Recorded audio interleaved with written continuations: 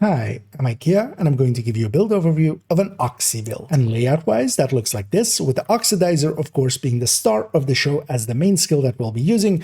Together with that, we're pairing everything to make that increase to its damage be as high as possible. So we have 3 pieces of Empress here, and that's for the skill damage and the skill efficiency, Wyvern for its skill damage. Together with that as well, we have Contractors and Fox's Prayer here as damage to targets out of cover and damage to armor. Both will apply to the Oxidizer, and also that's why we're going with an in-sync shotgun here, because also shotguns will have damage to armor and damage to targets out of cover available to them, so we can increase it even more that way. And same for the capacitor there, of course, and in sync, of course, as an increase. Together with that, we can go either tech support or combined arms on the backpack, and on the chest we generally go with glass. And on this build picture, which I'll link in the comments and in the description, we can see that all of the stats are skill haste and skill damages. Every piece does have skill damage. All of the mods are skill haste.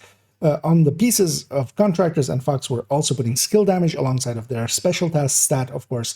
We're also going here with Technician, and the Technician is especially there to get us the Artificer, which will also help increase the damage of the Oxy. We're basically going all in on that Oxy. We're not pairing it with something else. And yeah, that can get our damages pretty high here, 712 in proper setup. What we can see here as well is that we can go with the Acosta backpack as an alternate tool, as overcharge is of course very useful for especially increasing the range of it, making it a much bigger radius. As well, that some talents like the Glory Days and the Chatterbox, with its increased rate of fire for the Chatterbox, will actually apply to the Oxy. So if you actually trigger a few stacks of Chatterbox and while you're holding the Chatterbox pull out your chem, it will actually fire faster with the rate of fire. Same for the Glory Days, it will actually help with getting it to be more stable and sway a lot less. Same can also be done with the Tsunami and the Perfect Pummel, and triggering as well actually a reload on the Oxy, making it a little bit too good almost. And in certain situations, Oxy is basically unstoppable.